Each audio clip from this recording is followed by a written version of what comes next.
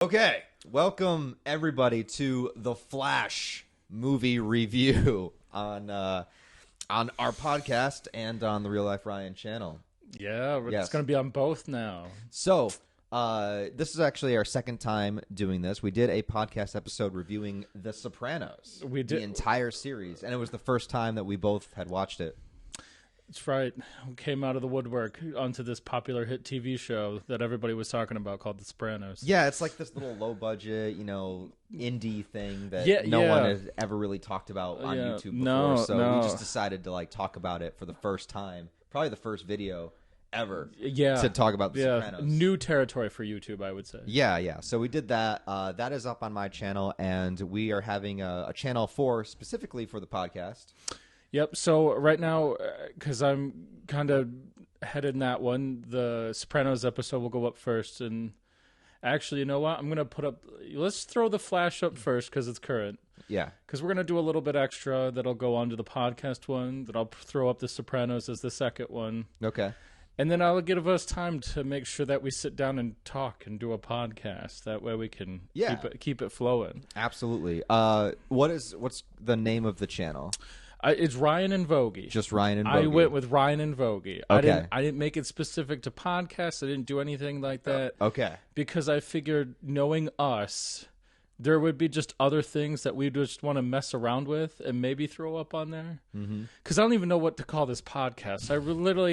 I sat there and was typing in titles, and I'm like, the Ryan and Vogie Show, the Ryan and Vogie Variety Cast, the Ryan and Vogie, and then I'm like, well, maybe we should call it something else. And basically what I'm trying to tell you is I called it Ryan and Vogie because he's Ryan, I'm Vogie.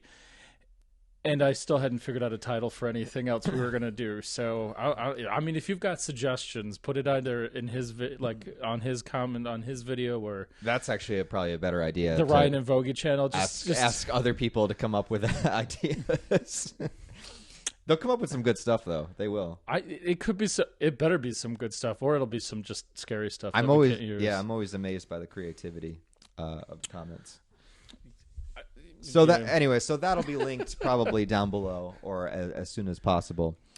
Until then, we're gonna talk about this movie that came out, called The Flash.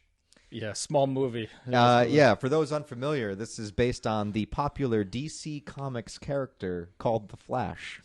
No way. Yeah.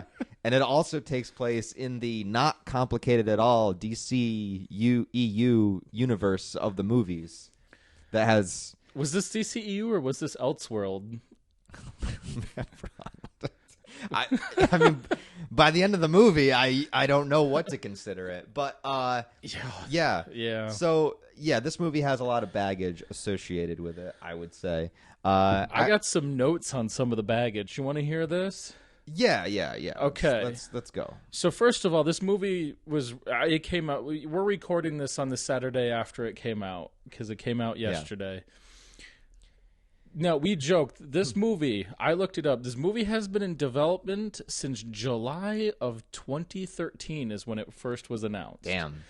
So it was obviously being worked on before that. So right around Man of Steel time, like when they were making that movie. Yeah. So apparently there was a slate of movies announced in 2013. The Flash was on there.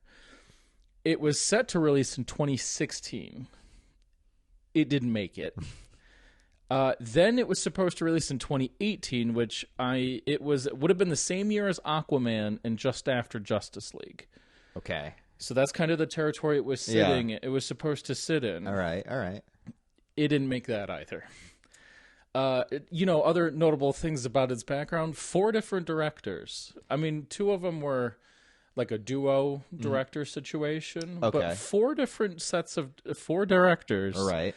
The one that ends up directing the film is the 5th. Man. So we have almost 10 years worth of development, and 5 directors later, we get 2013 The Flash. And I wonder what the issue was with finding a solid director. Were they arguing with the studio over the direction of the film, the scripts just didn't work right, or they tried to work on it and they were like, never mind, this movie's too complicated, I don't want to do this. Because I didn't look to see why it didn't work Yeah. out, but 9 times out of 10 when these things don't work out, it's like, oh well, it's creative differences. Yeah. And creative differences is just a fancy way of saying like we were not on the same page at all. I feel like a lot of the problem with the DC universe has always been the studio interference too, where it's like studio interference is terrible. Like someone might want to might have a creative vision and might have something that they really want to do and say, but they're limited by the studio constantly being like, well, the last movie didn't do well, so now we got to change this and we got to move this plot line over here and you can't do this anymore, and it just like makes it a complicated mess. I honestly don't know. I mean, I know why someone would probably want to make a big studio superhero movie because, I mean, there's probably a lot of money involved. You get a lot of, you have all the help you could possibly want with all the budget.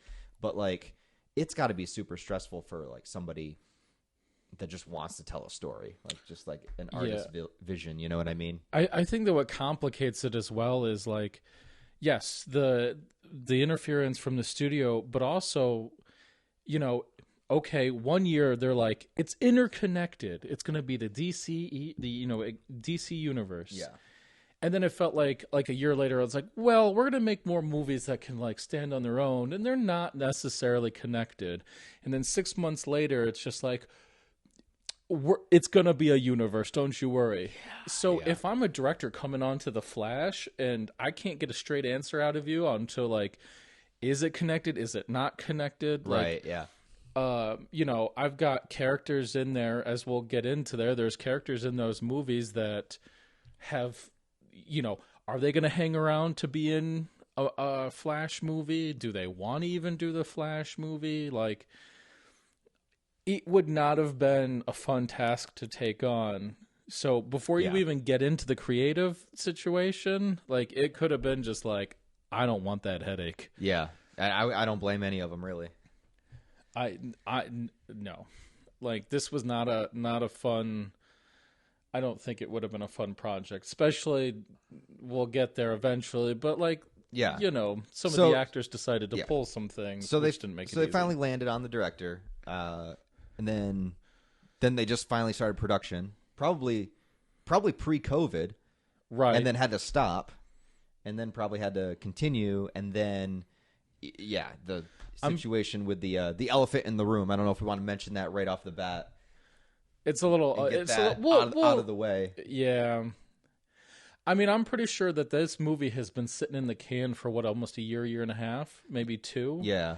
Because they were talking about how this was pretty much finished like end of last year. I feel like I was hearing like, it's done. We're showing it to people. And and then Ezra Miller decides to have an episode or whatever you want to call. Right. Okay. So that's the big elephant in the room with this movie, and that's like the big controversy on if people even want to go and support it and stuff like that. Which I can understand.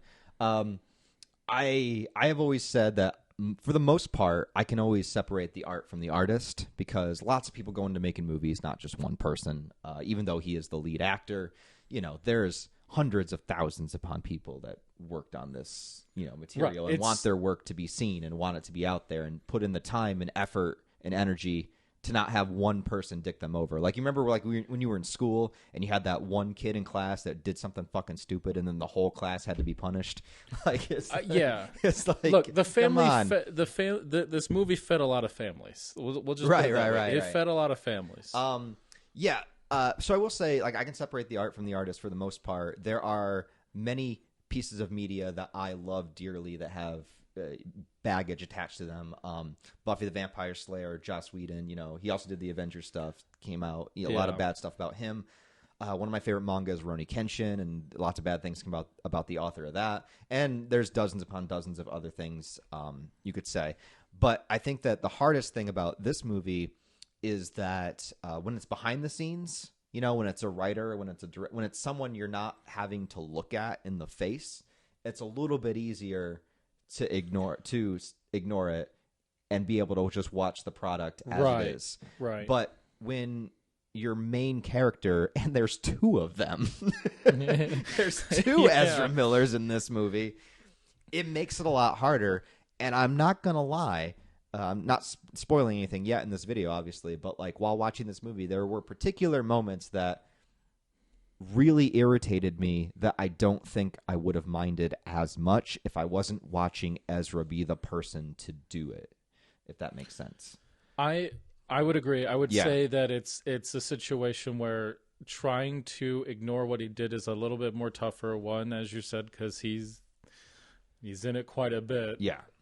Also, if this was any other kind of movie, I don't think it would have been. I think it may have been a tad bit easier. But this is a superhero property, so like these people are supposed to be inherently good, and I'm really struggling with like especially the that Flash. It's not like Batman that has like darkness to him, or like the Flash is a pretty positive, like beloved character. Yeah, right. Yeah, played by. Yeah, you can go look it and find it up yourself, but like. Right. Not a good person. Yeah. So, all right. I mean, we should say that we're going to try to keep the first half. I know you said it, but we're going to try to keep the first half as spoiler free as we can. We'll be spoiler free for a bit, and then we'll get into details because it's really hard to kind of talk about this movie. It is one of those, and not get into it. Yeah, it's one of those where it's like it's really hard to explain what you liked and didn't like without talking about the plot. So, yeah. So what's first? What did you have on the list? Well, I mean, unfortunately, like anything I have on here, the movie that I had a few thoughts, as you can see. Yeah. Structure is good. Structure is good, but unfortunately, if we start down my list, we're gonna have to get into it pretty. So let's just do like general overall thoughts. So some of these I will say. Yeah. So just some notes. Yeah. There was some scenes in this movie that were like awesome. It was really awesome to see. Yeah. There was other scenes not so much. Mm-hmm. I have giant capital letters on my notes. There's way too much CG. It killed it for me. Yep. The more and more I think about it, the more and more I go back on it. It's not exactly the best looking, especially for this day and age. That CG was not. Well, that's the thing is like it's not that there's too much CG. It's that the CG doesn't look good for the movie. It doesn't like enhance the movie. Like it's very noticeable. It takes you out of the film. Uncanny Valley. Like it's just constantly. It just looks, and it's not just like one scene. It's like the entire movie. The CG is strange. Like it looks strange. I don't know how to describe it. I don't know if it's the cinematography or what it is or the brightness of it. Maybe it should have been darker to kind of hide the faults of it a bit more. But there's something about the CG in this movie that just looks. For example, here's how I explain it. Yeah. If you ever go outside at night when it's like a full moon and it's like really bright down on you and everything has like that light moon glow on it, it's shiny moon glow is what's on all of it. Like it's almost like they've tried to make everything more of like a reflective surface to handle the light. But everything in this film has like a shiny like sheen on it. Yeah, it makes it feel like murky or it just looks strange when you're looking at a human being's face. It looks like clay, like shiny plastic. Like all the outfits look like shiny plastic. Yeah, and I don't understand it. I really don't understand it. Like what the. I mean, not that the reason is right, and I mean not to compare because it had its own issues, but we just got Ant-Man back in February, March. That had its issues as well, but it didn't nearly take me out of the movie as much as like the CG in this one did. It just kept ripping me out of the movie, and it was very tough to get sunk in when it was like that. Well, Ant-Man looked like it was just like all like a green screen, but this movie looks like there's just weird like clay people moving around. And I'll get into that. Crazy. That's at least they filmed actual people to insert in. Yeah. This movie, like anytime they were just like, we don't need an actor, we'll just CG that, and they did, person. And it was bad. Yeah.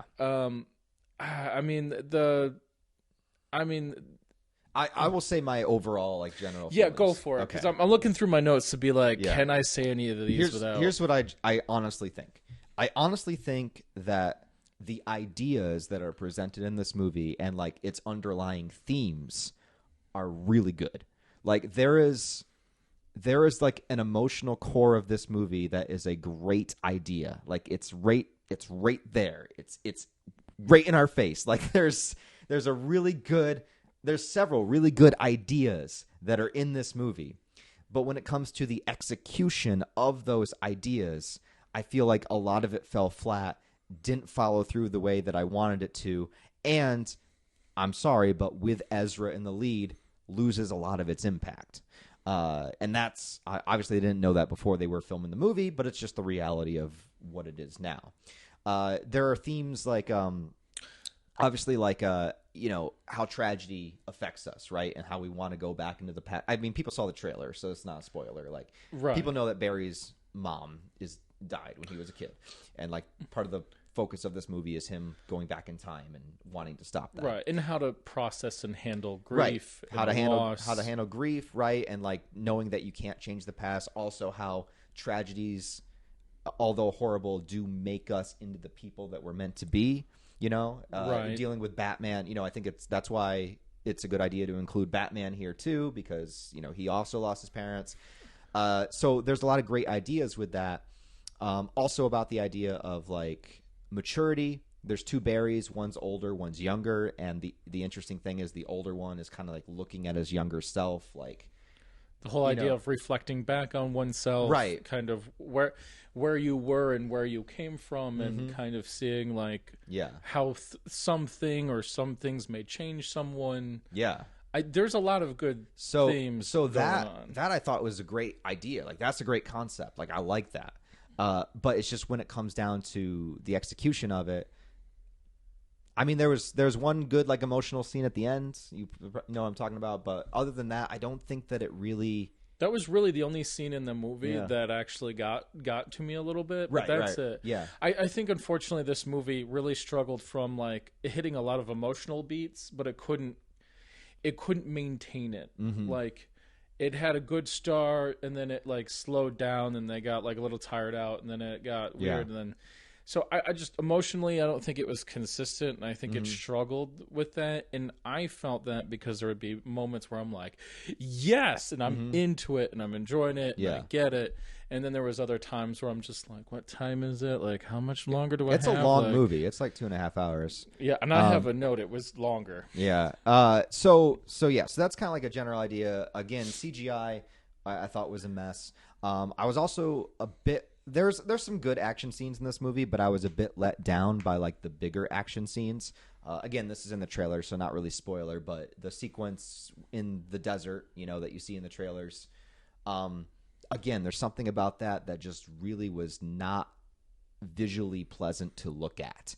I don't know if it was just the flatness of the world around them, the fact that all the other characters besides the main superheroes are just like nameless, faceless people that we don't really like understand.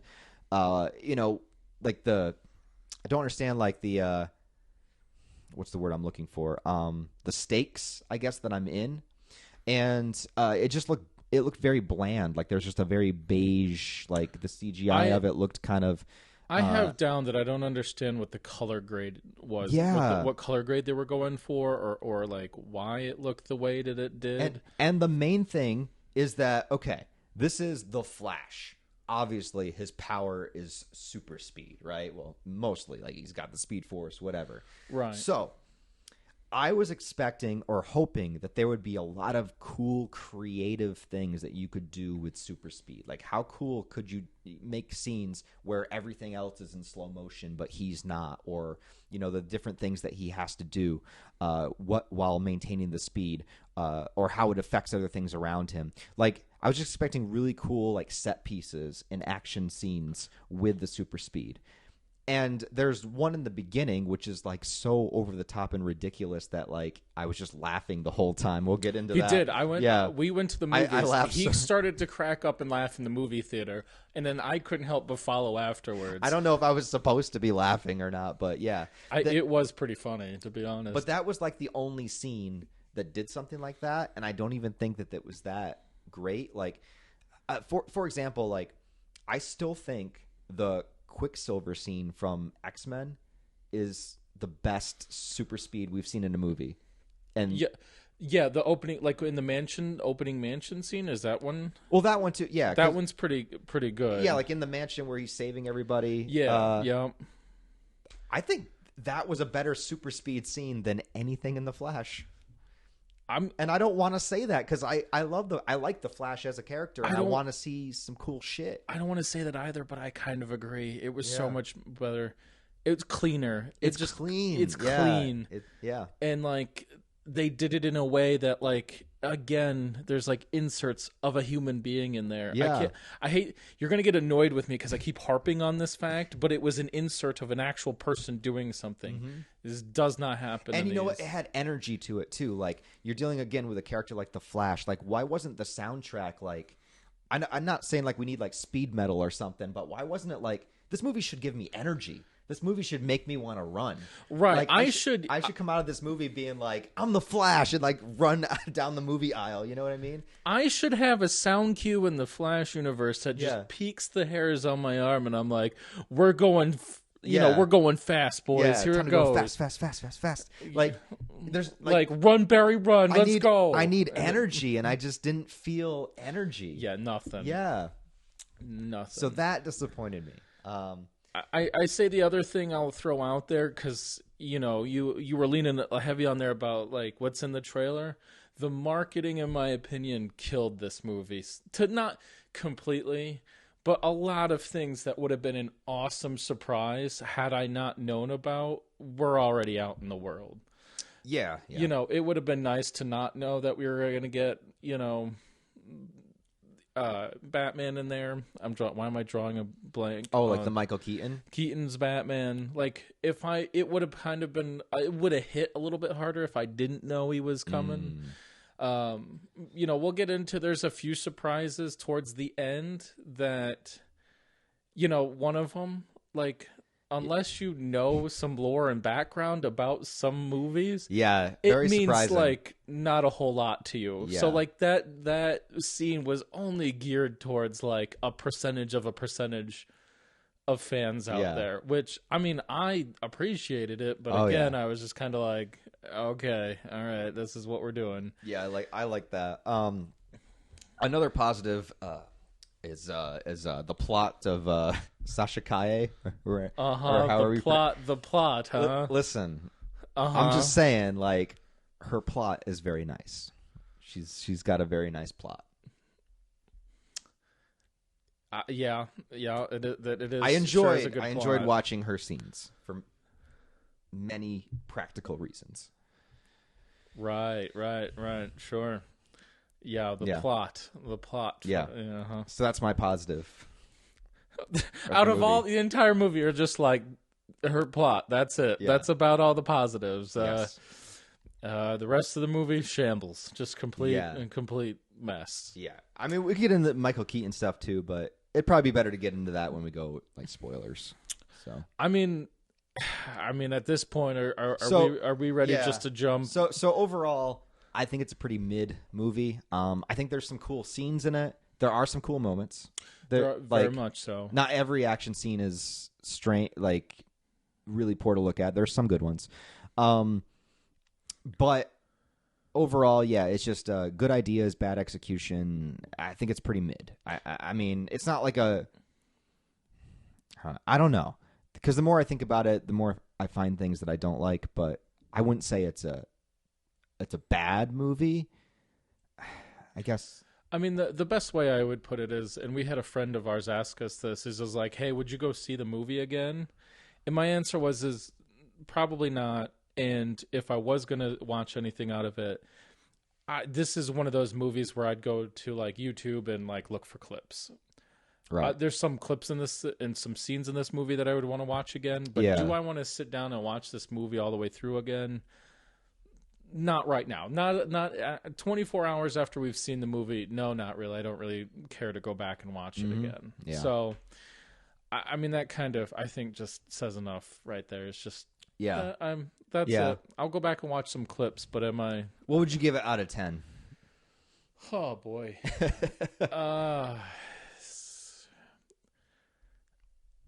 That is...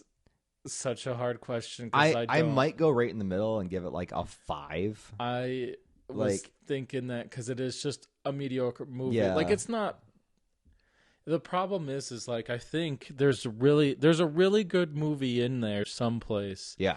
But there was just a lot of things like this movie. I know they've had it for a while, but this movie probably could have stood for another pass or two on the editing front because it's 2 hours and 24 minutes long, and it could have, I think, maybe been a little bit shorter. Absolutely, yeah. So, yeah, I'm almost gonna have to give it I'm gonna give it a 5 or a 6 out of 10. 5.5 out of 10. 5.5. Okay. Yeah.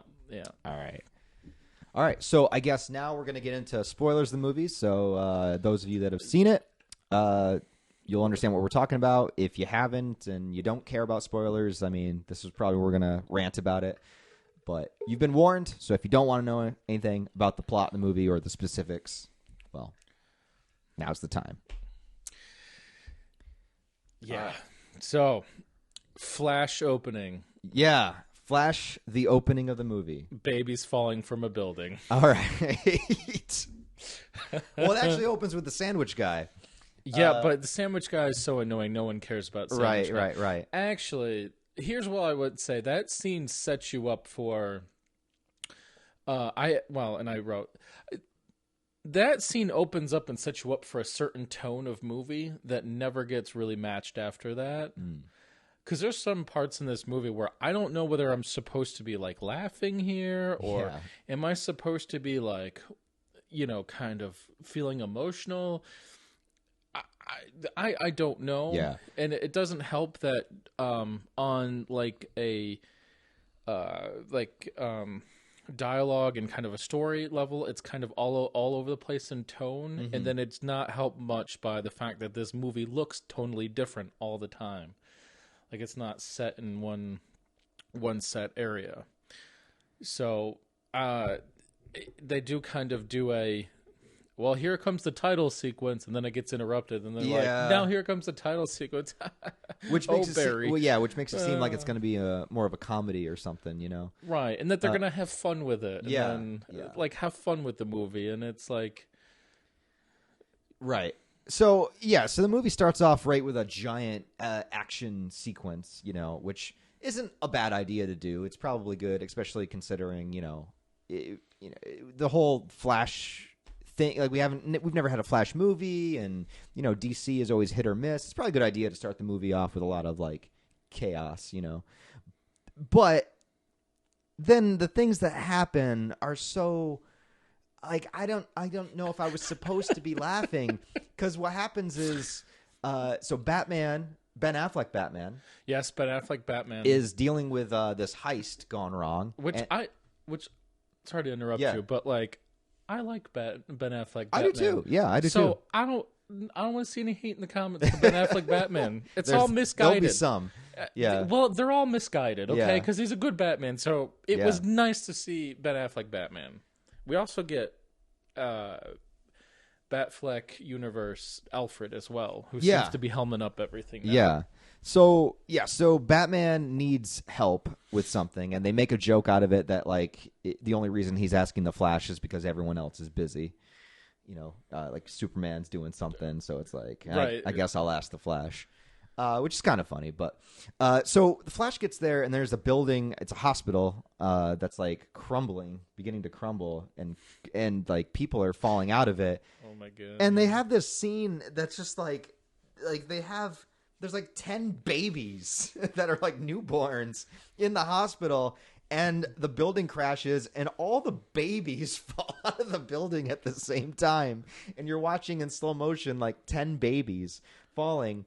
And not only that, but like one falls, and there's like CGI like knives that are like coming towards its face. And then there's another one falling into a microwave or something. Yeah, microwave baby. There's a microwave baby in this movie. A baby and and like I just started laughing so hard. It was probably meant to be funny, but I never expected I would go see a Flash movie and I would see like 10 babies about to be murdered in the first 5 minutes, like in like the most ridiculous way possible. And I mean, it looked horrible. Like all the babies looked CG. Like it was like, terrible, awful. Like if any place where, and that doesn't help. That scene's in the first 15 minutes of the movie, and you can already tell it's not looking good. Yeah, and then so he has to figure out how to save all these babies during this sequence, and it's the only sequence really that shows like super speed. Like everything else in slow motion, and him trying to like fix things.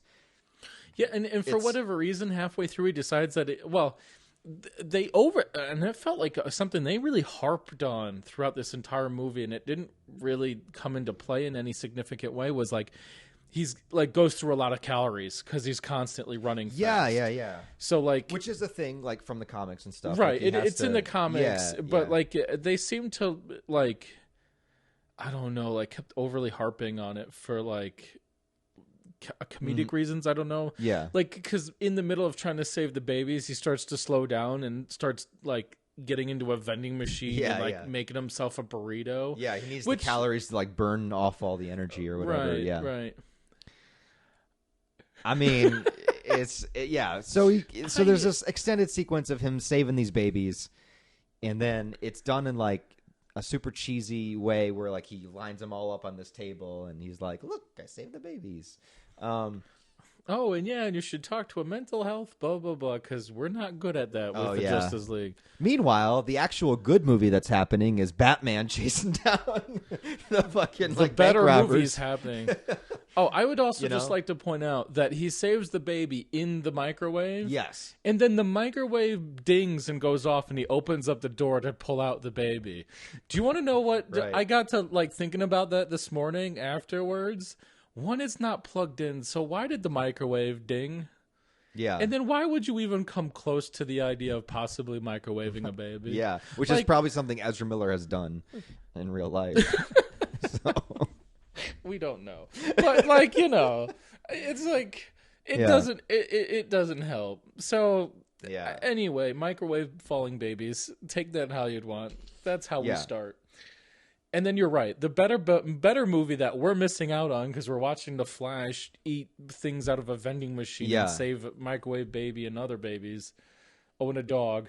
And a dog. And a service dog. Batman chasing after people with... What? It was like some chemical that... Like some virus. Probably COVID. I don't know. It's just something... Right. So he had like a box full of that like hanging over a river. And they're like, if it goes in there, it's going to be bad. Yeah. And it's pretty dope. Like, it makes me... I wish that we had the Ben Affleck Batman movie. Like the one that he was supposed to direct with Deathstroke. Like, I wish we would have gotten that movie. Look, there's movies that I wish we would have gotten. I still want post-apocalyptic Batman and Joker movie that we're never gonna get. Yeah. I don't know. Yeah, I mean, I like that Ben Affleck came back to do it because he did say that he wasn't going to do Batman anymore or anything. So it was nice to see him come back and not just be like a Bruce Wayne cameo, but he actually gets to be Batman and do stuff, which is cool. Right. The sad part is did he come back for it, or did they film it that long ago and we're just seeing it That now? could be the case, too, yeah. I mean, it did take that long for it to come. Yeah, but at least he was Batman. He was doing some cool shit. People were saying, like, the blue cowl, that we've never seen in a movie before. It's not really a big deal, but it is kind of just like, we've never seen the blue one, Right. So that's kind of cool. And then there's also a brief Wonder Woman cameo. Yeah, which was a total waste. And I don't know, a waste of time. I don't know why. I literally wrote, cameo, a waste, and just a toss. I don't know. Because she comes in, saves the day, helps pull up Batman and the dude. Yeah. I mean, that may be the only time in the movie that I kind of laughed was when, like, the... Batman has the lasso of truth on him. And he's just like... I've developed this persona in order to compensate for my, past trauma or something. He's like, trying to get the lasso off. It's kind of funny. It was kind of funny, but very much a throwaway. It didn't really... Yeah, you didn't really need it, but... Well, it's probably the last time we're going to see both of them, like Ben Affleck, Batman, and Wonder Woman, so... That's like the last time. That sucks that may be actually the last time. Now that you mention it, yeah. Because they are going a different gear after this, so God, Now, why'd you gotta bring down the room already? Man. I didn't even think about that fact, but yeah. Yeah. So where do we go after that? Like, I was struggling earlier trying to remember where we went after that. I think, let's see, after that scene, it goes back to Barry talking about his father's in prison, framed for the murder of his mother. Right. Well, and he goes back to work. Yes. Right. Yeah. Okay. Yeah. And he's very awkward with Iris, who is the reporter girl. Yeah. Which is supposed to be like Barry's like canon like girlfriend in the series, but like she's hardly in this movie at all. I mean, I would argue if you're gonna edit anything out, just edit that stuff out. What was the point? She didn't really add anything other than it felt like, oh right, this is supposed to be a pivotal character for Barry Allen, so we should probably have her in there. Yeah. But I don't really. I mean, I think she says maybe one thing that gives him an idea of what he should do with the whole Flash thing. Yeah. So she's merely used as like a jumping off point. But I think you could have easily given that to another character and it wouldn't have like skipped the beat. Yeah. They try in the very beginning to establish that Barry Allen has some sort of like, because they talk about there's this like girl that was a barista that he, seemed to. They don't say that there was something going on, but like Barry kind of maybe likes her. I don't know. I don't know, man. And then we get the Iris West stuff, which just kind of felt really weird and forced. Like it was kind of like like if you did, I don't know. It was just kind of, I know it was meant to be awkward, but I felt awkward watching it. And I'm just kind of like, it didn't really, for two people that hadn't seen each other in a while, like, do like women just invite themselves in like that? I wouldn't know, but is that just how that works? Like, well, Barry fumbled the bag in that case because she was there, and then he's just like, I gotta leave. It's like, it's your house, dude. Like, he's like, I'll leave you in my apartment while I'm gonna just go screw off and go do this and not explain what I'm doing. Yeah, I don't know. I feel bad for the actress because she was cast in like the Justice League movie too, and she was like cut out, and then she's in this movie and she has like 2 scenes that don't amount to anything. So it's just kind of like, I hate to say it. I hate to say it again. Looking at it in that light, yeah. Unfortunately, I hate to say it, she could probably have easily been cut out of this one too. Yeah, because it just doesn't. It was just like one of those outlier storylines that they didn't intertwine into the main one like well enough for it to really be, I don't know, worth putting in there. But. So then Barry, then we have the Barry thinking about his parents and his mom, and they do this flashback of Barry as a kid with his mom and dad, and I understand the point of it, but it was so like almost unbearably corny that like it's just like one of those moments. Maybe I had like a different family experience growing up, but I never had a moment where like in the span of 2 minutes it's like, oh, I love you, Mom, I love you, Dad, you're so funny, come here scamp, how are you doing? Yeah, like you're so silly, like, oh, I guess your mom wants me to go to the store again. I'm not gonna do it for Mom, but Barry needs crushed tomatoes, I guess I'll go. I understand like we need to establish it's a good family dynamic, right? But it's just like the scene itself just felt like it was taken out of like a commercial for like, I don't know, something. Like it just nothing about it felt organic. It was very much like, we are supposed to know that this is a happy, loving family and tragedy is about to strike. If you wanted to see what a 50s happy family was, this is what it is. And it's, oh God. Now that I'm looking back on it, it was pretty bad. Yeah. It was pretty corny. It was very corny. Yeah. Yeah. But so Barry remembers that moment. His dad leaves to go get a can of tomatoes. Right? Yes. And then while his dad is gone, his mom is killed right before his dad comes back. His dad comes back and goes to her, obviously. So she's got like a knife in her. And then his dad has like blood on his hands. But really, it's just from going to like see her. So he gets framed for the murder, and that's why he's in prison, and that's why Barry became a forensics, guy with the right. Very much establishing like things happen for a reason, and we become who we are because of events that happen in our past. Setting up that kind of whole idea.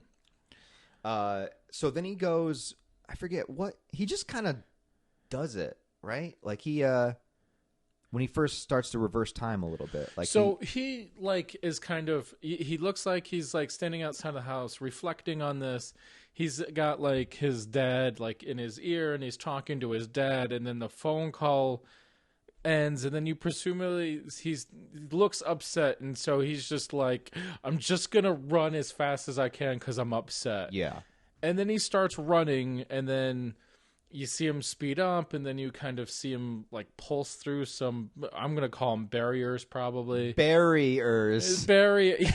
Yes. Yeah. Okay, so he pulls through some barriers, and then he just kind of keeps going, and then pops into some like blue universe, which they never really talk about, and then he ends up in the spot which kind of just looks like a giant treadmill in the middle of an arena that has like the timeline. Yeah, so it's really strange.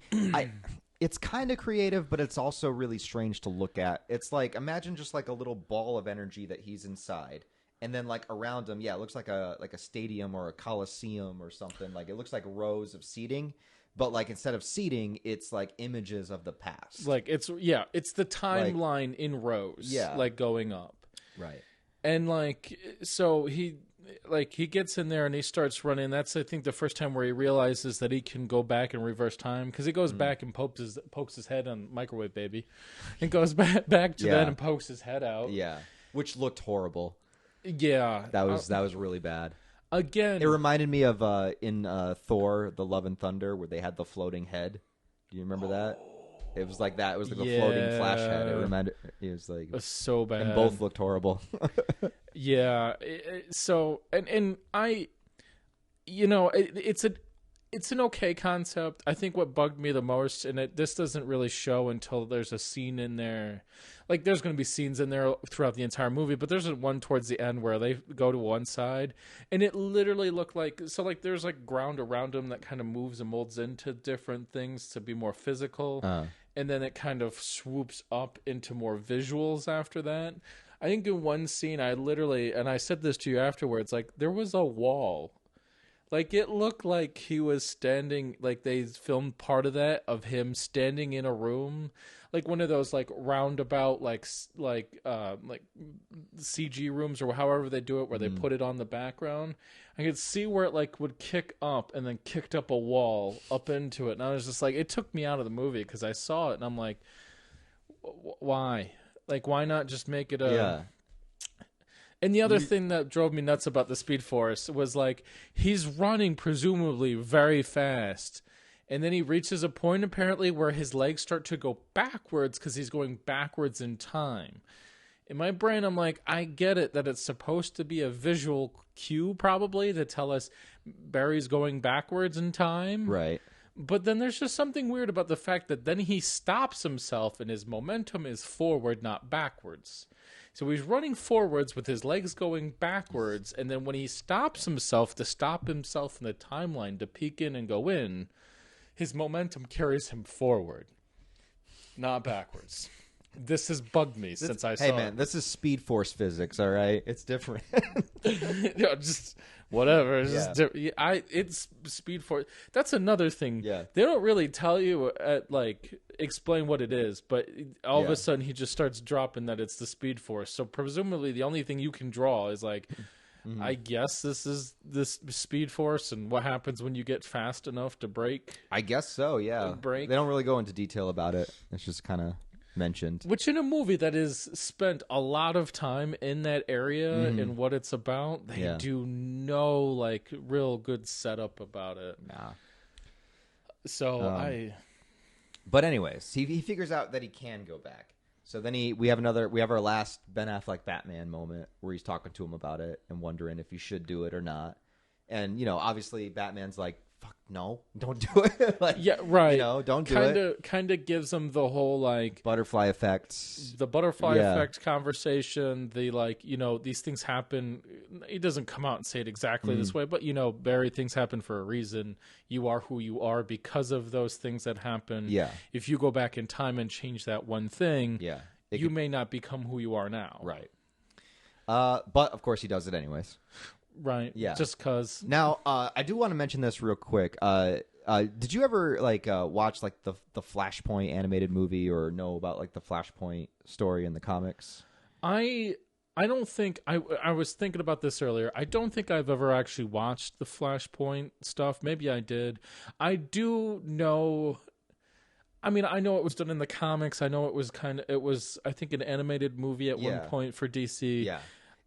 It's so much better than this movie. I bet. It's so much better. Because I was going to ask you about this because you're more familiar with it than I am. Because like, I know that I reread it like a few weeks ago just to kind of like remind myself of it. Right. Yeah. I know there was like this idea that Barry goes back and corrects one thing, and then like it creates the Flashpoint paradox, and then there's like all these things that are happening because Barry decided to go back and save his mom. Yes. So just real briefly, very, very briefly, same idea is in Flashpoint. He goes back to save his mom. Okay, he ends up doing that. But when he comes back, there's not two Barrys. It's just the timelines change. So he's still just himself, and his mom is alive. But he doesn't remember all the new history. He remembers his history, but he doesn't remember the new history. So his mom comes up to him and like acts like everything's normal, and he's just like, you know, so enamored that she's alive. But so there's this whole new timeline. But in the Flashpoint comics, it's so much better because so basically like everything is fucked up. Like by saving his mom, like, you know, there's this ripple effect where everything is fucked up and the whole timeline's changed. The biggest thing that's happening is there's like a giant world war of like the Amazons, like the Wonder Woman side, versus the Atlanteans, the Aquaman. So Aquaman and Wonder Woman are literally like at war with each other. Okay. And it's crazy and it's awesome. Also, the Batman is not Bruce Wayne. It's Batman's father. It's a different time. So he messed up the timeline. So Bruce, as a child, is the one that gets shot. And then Bruce's dad becomes Batman. Oh, I forgot about that. Yeah, okay. And he's like, I do remember hearing that. And he's like a fucking like Punisher Batman. Like he kills people. Like he don't give a shit. Like, yeah. So that Batman would have been much cooler to see in this movie. Even though I love Michael Keaton. Don't get me wrong. I love Michael Keaton. And I think they do some cool stuff with him in this movie. But I would have liked to see something different. We've seen Bruce Wayne Batman over and over and over again. Multiple, like every 5 years, there's a new Batman. We were talking about that. All I said is like DC, like that studio is now the company where they're like, what do you mean it's not doing well? Yeah. Put Batman in it. No, screw the movie. Make it a Batman movie. So I would have loved to see like a different kind of more darker, older, you know, version of Batman that we get.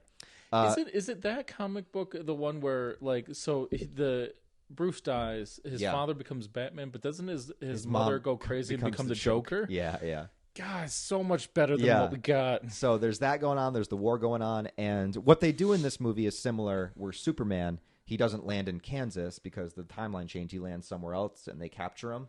So basically the same thing that they do with Supergirl in this movie is the same, but it's Superman in the Flashpoint. Gotcha. So that's basically how it. And also, Flashpoint has the Reverse Flash as the main villain, which is he's not in this movie at all. So they just didn't include him. Yeah.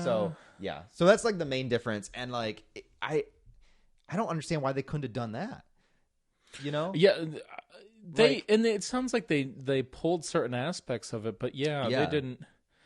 I think that's another problem this movie has is there's not a villain in this movie. There really is no like main antagonist, and it's not Zod, despite what the trailers might make you think. Yeah, they really make it look like Zod's gonna be the main baddie, and he's not at all. It's like almost like a side campaign that's going on. That's just kind of going on in the background. Right, yeah. And like, you know, your character hears about it and he's like, all right, I guess I'll go finish the side campaign. And then he goes and shows up and deals with the Zod stuff, and then like that's about what it is. I don't know. Unfortunately, yeah. Or maybe no, it's the other way around. Everything that's happening in the Flash is just one long side campaign. In the meantime, there's like a Zod movie. Oh yeah, in like the meantime, like there's an alien invasion on Earth with like the Kryptonians coming down. But we don't see any of it. We're just with the Flash. Dude, that just reopened my brain. This movie is nothing but a side quest. Yeah, this movie is a side quest. There is a main quest going on right now where like Zod is taking over a planet, is going to wipe it clean because he needs Superwoman's blood to do it. In the meantime, our movie that we get to watch is the side quest that is the Flash. Yeah, basically, yeah. I hate that I just put that together because it makes so much sense and I don't like it. It's just, God. Yeah. All right. So, anyways, continuing to go in order. So, Flash. Well, first, when he goes back in time and switches it, basically he puts the can of tomatoes that she would have needed that the father went out to get in her shopping cart, so that obviously that would never have happened. Right. So he does manage to save his mom. But when he's in the timeline before he comes back out, there's like this creature, this like black, dark-looking Flash creature that like comes out and it like punches him out of the timeline. Oh, right, yeah. Yeah. And at first I thought that was cool because number one, that was not in the trailers. So whatever that thing was like, I was like, is this going to be our antagonist? I got hyped up and then I was very let down because that does not come into play again until the very, very end of the movie for like 5 minutes. So you had me for a second. I was like, what the fuck is this thing? I was like, is this like the Black Death or something? You know, some kind of like timeline monster. I'm like, oh shit. Dude, I was hoping, because I can't remember if this is touched on in the... I don't know. I kind of like the idea that there is some speedster that is there to protect the Speed Force. And now that you've gone back, monkeyed with the timeline and moved something, the consequences. And I think that's out of the television show, now that I'm thinking about it. Like this idea that there's other speedsters in the world that is there to reinforce and protect the timeline and the Speed Force. You've monkeyed with it. Right. So why can't this like... just black, just crazy looking Speed Force dude? Why can't, or like Speedster? Why can't? And I'm using Speedster, and I'm pretty sure that's the thing out of the television show. I think that's just a Flash thing. Okay, I think, So like, my thing is like that would have been. That's what I was hoping for. That's kind of what I was hoping it was going to be. I got stoked because the design was cool. I thought it looked cool, and then I didn't see it in the trailer, so it was unexpected. And then it's also like, let's give Flash somebody to fight. Like, let's give him an antagonist because... I really like the idea that there's multiple, like, just other speedsters out there in the timeline there to try to protect the timeline.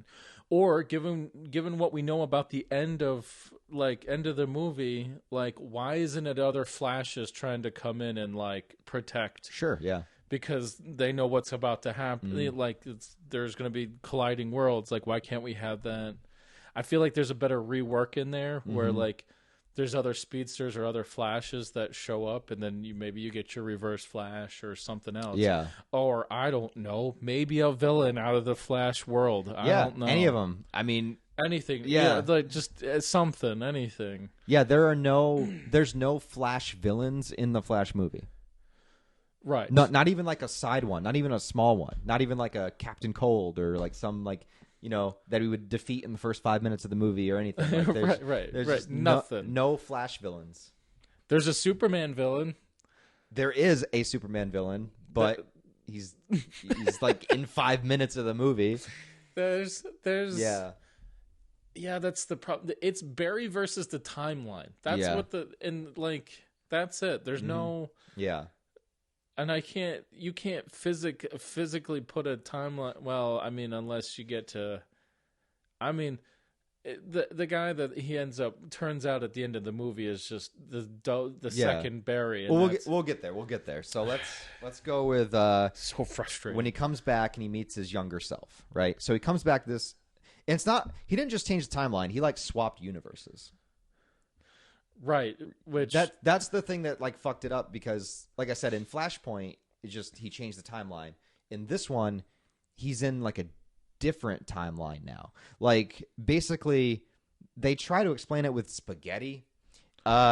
Who Batman, knower of all time travel, time travel expert. Like, Batman just knows everything about time travel, obviously, because he's Batman. How does he know this? He's just Batman, so he does. I don't know. But there's, like, particular events that always happen, and these events are, like, where all the timelines intercross, I guess. So basically, when you have your bowl of spaghetti, okay, the spaghetti is going to touch at certain points. This is like the different universes overlapping and touching at certain points. There's certain events that happen regardless. I got a question. Was he cooking spaghetti before he had to give this lecture, or did he specifically cook the spaghetti in order to explain the timeline? I think he was just cooking spaghetti. Can we talk about that too? I have that down. We know who they. Okay, so they end up after Barry meets himself, and then has the awkward cringe moment with the parents that he doesn't know and doesn't have any memory of or know what they're talking about. Yeah, meets his former self, which we'll get into how annoying and how much this just wrecked the movie for me. Mm-hmm. And presumably how bad it was. Mm-hmm.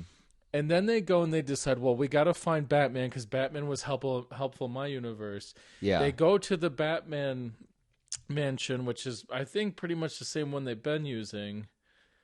Yeah, it's weird because so you have Michael Keaton Batman, so you're wondering, is this canonically the same Batman from the Tim Burton Batman movies? Right. I don't think it is. Yeah, spoilers, I don't think it is. I don't think it is because, at all. Number one, the world that he ends up in is not a Tim Burton world. Tim Burton has a very specific look to his movies and his cities. Right. And he has that gothic, almost 1930s sort of vibe to it. No, gothic 1930s. Yeah. That's very much what it is. That's not what anything looks like in this movie. Look, unless the program to clean up the streets of Gothic was that good, so good to a point where in 20, 30 years they clean up the entire town, switch the whole architecture of the entire town. Yeah, it's not. There's no references to the Tim Burton Batman movies. He never mentions. I mean, they show the Batmobile and they show the little Joker pouch thing, but I gotta think that this isn't the same one. It just nothing else aligns. Yeah, it was a little weak sauce on the whole thing. By the way, they show the Batmobile in the Batcave, but they never use it. You're right, they never do. They never use it. God, why? Why is everything cool? He only uses the jet, the plane. That's right, they use the jet. I don't even think it looked the. Of course, weirdly, the thing that I liked most was the Batman Forever one. But anyway, right. My thing, he uses spaghetti to try to explain the timelines. But there's a whole scene where Batman, who's got everything on lockdown, and we later find out has security cameras everywhere, lets both Barrys walk into his house, walk around his house, get into his kitchen, and meanwhile, Batman's held up in a pantry about ready to jump out and do some business. Right, yeah. In that scene, okay, we get a fight scene where he's fighting both Barrys and we didn't even get into when the whole thing happens where right, yeah. I forgot about this completely. So I mean you can take it. So Barry arrives basically on the day that he gets his powers.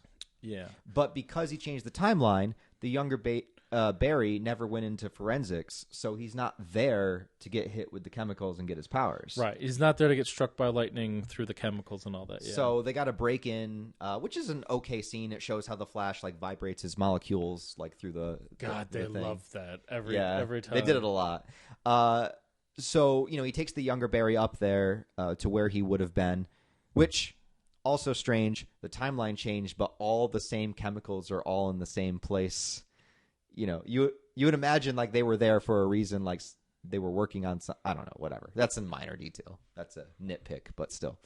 And the lightning hits in the same place. So what happens is the lightning hits both of them, and it actually gives the younger Barry the powers, but takes it away from the older Barry. Right, reverses it off of the yeah, our starting Flash. Right. which is a problem because the older Barry obviously knows how to use them and he's more mature and stuff like that, and the younger one's just like a little dipshit running around. The meeting that character. Yeah. I get why they did it, because there is kind of the running theme throughout the entire movie of looking back at one's younger self. Yes. Seeing where you were and what you are now. The character is supposed to be annoying. Right. But he's really fucking annoying. And so much so that you're going to, if you watch this movie, well, if you're watching with us this far, you've probably seen the movie. I'm not gonna lie, I just wanted to walk out of the theater at a certain point. I'm like, why is this so annoying? And why? And it never stopped. It never stopped. The fight scene at the end is marred with it because he's still teaching younger Barry, and it's just annoying. Yeah, I think that again in the Flashpoint, the comic story, when he comes back, he doesn't have his powers because he changed the timeline and he needs to get zapped by lightning to get him. So it's again kind of taken from that, but they changed it so much that it's whatever. Like the scene later when he's sitting in the chair and needs to get zapped, that happens in the comics. Oh, okay. Yeah, but I felt that was a little weird, but okay. Yeah. But now that you say it, so comic book wise, that's actually what it was. Yeah. Yeah. So did they put in the comics he goes to find Batman, like they do in this one, but it's just him, and then he finds it's the Thomas Wayne Batman. Batman breaks his arm or something because he's like, "What are you doing in my Batcave?" and fucks him up, which would have been cooler to see in this movie. Oh my god! And then he, once he explains everything, eventually convinces him. Then he's like, "Well, I have to get my Speed Force powers back," and then they come up with the chemicals in the chair thing and have him get struck by lightning. So, I mean, did we see Double Flash just so that we could keep doing Flash shit throughout the entire movie and not have to drop it? I guess. Because presumably if you don't do that, if we don't have the second Flash running around that gets the powers, then we're just stuck with Barry having to be Barry. Which now that I say that out loud and hear myself, a story where Barry has to learn to be Barry and then realizes that he needs to become the Flash and figure all of that out again in order to fix the timeline, do all that is so much better than what we got. Yeah. So now that you say it, because there's a lot of aspects of the Flashpoint that's in there, but I feel like Second Flash was merely brought in because, this is the Flash movie, and if we don't, then we just have an almost hour and a half of Barry without powers running around becoming. Which I think is a sad way to look at it, and I really wish they didn't do it. If that was the case. I'm not saying that is, but now I'm just sitting here going man, somebody, Barry having to sit there and realize that he doesn't have his powers, who am I without these? Can I still be helpful with or without? And then, no, that thought is very cliche. You see that in a lot of superhero movies, but at the same time, you see it in a lot of movies because it works. Yeah. So God. Now, see, why did we bring in the comic into this? Yeah, now I'm just telling you. Watch the. I think it's on HBO or Mac. It's on Max. Oh yeah, on Max. Watch the Flashpoint animated movie. I'll have to do that. It's way better than this movie. Yeah. So I think my whole thing, because we went on a tangent about Keaton Batman when they first, and we we forgot about the whole losing of powers and stuff but when that fight scene's happening when we first meet Keaton Batman, I know because your marketing campaign told me I know who this is. And then it's not like you hit it very well as to which Batman we're about to see. Yeah. I know who it is, and then we watch a fight scene where they purposely made it they hide his face, hair, or in it looked like they hit shadowed his face, so you couldn't really tell who it was. Right. We all know who it is. Just show us who it is. Yeah. There's no mystery there. Right. The mystery's gone. You've ruined it, so just show it to us. So that irked me, and then that's when he starts cooking pasta, and then all of a sudden he's a timeline expert. Yeah, exactly. And then So Barry convinces him to be Batman again in the span of a few minutes, and he shaves his entire beard and comes back as Batman. That's after Batman's just like, be gone, or I'm not helping. He's like, no. It's that classic trope of like the old character that's like giving it up and I'm not this person anymore. You know, we've seen that a million times too. Right. You know? And once again, this is supposed to be like a different universe, so you think things would have changed a little bit. But Barry's just like, oh, yeah, no, if we go over to this pipe over here and we just break into this grate and drop down a little bit, that's where the Batcave is. Yeah. And you're just kind of like, wait, what? Yeah, he just goes in there. And then Batman just lets him sit in there and he's just like doing things. Yeah. And then you're just kind of like, and then that's when Barry's just like, I know you're watching me over the cameras. Yeah. And then that's, for whatever reason, when Keaton's just like, all right, I guess I'll be Batman again. I guess I'll help him be Batman again. Yeah. And go shave and go do a whole bunch of other stuff, In the meantime, let's all remember that Zod is taking over the planet during this entire time. Yeah. So we have Spaghetti Batman explaining the universe to me. Yeah. Meanwhile, Zod is like, I'm terraforming this world. Apparently, like the Man of Steel, like when Zod came, is like the day after Barry gets his powers for the first time. Like it's just like the next. It's the next day. Yeah, it's the next day. So so Zod comes down like the same way as in Man of Steel, and is like puts out his message to the world like he did before. And there's like the ships that are hovering over the major cities. So that's happening, and then meanwhile we're playing with spaghetti, like figuring out, the timeline. And so then they're like, okay, well, Zod is here. So in my universe, Superman fought Zod. So we got to find out if Superman is here. Right. So they're searching for him. And then I forget how they figured it out. It's like there was like a spaceship that fell or something. They figure it out some way. Wait, because they're looking for Superman, and then they figure out he's being held, or they think it's him being held at the Russian facility or whatever. Didn't they? Yeah, he searches up like objects that flew into space or flew in from outer space roughly at the same time that, however old, like she would have been. Oh, and then he couldn't find her, and then all of a sudden, that's it. Batman just hands him a file, and this is like, I'm pretty sure this is who you're looking for. Right, let's just go break into this facility. He's never met her, and as we came to conclusion earlier, never talked to her. Well, yeah, this is the weird... Well, yeah, I mean, yeah, we can mention that. Is like, so our team in this movie is like the two Barrys, Michael Keaton Batman, and Supergirl, right? But like, I might be misremembering, but I don't think there's ever a moment in this movie where Batman and Supergirl exchange any dialogue. Like, I don't think they talk to each other in this movie. I think the closest it ever gets to, and I don't think she says anything really, is where, like, he's up top and the Double Barrys and her are standing down on the other side and they're talking about, like, and he's just like, oh, so we would have been the Justice League or whatever, blah, blah, blah. And so this is the team. And he's just like, and Flash is basically, hey, man, are you in? Like, can you help us with this? But you're right. I think that's the closest she ever comes. Like, that's the closest they've been in the same room other than when they break her out of the Russian facility. Yeah. Which we're coming up on. Now that I think about it. So, yeah. So they find out, they think it's Superman. Right. They don't know that it's a female yet. Right. So they go to this Russian facility to break him out. And this scene is pretty well done. I will say. The Batman, the Michael Keaton stuff during this scene. I don't think it's like the greatest fight scene ever. I don't think it's better than like the Ben Affleck, warehouse fight scene from Batman v Superman or anything. There's not very many things that top that. Yeah, but like... this is one of those scenes where I would go to YouTube and want to watch this scene again. Yeah, it's basically like the moment to show, hey, we're going to show Michael Keaton kick ass right now. Yes. This is that scene. Exactly. And he does. They break in, it's sort of like he, flies down from the top with his cape, and it's like Arkham, he grabs the one guy, pulls him up, and then drops him.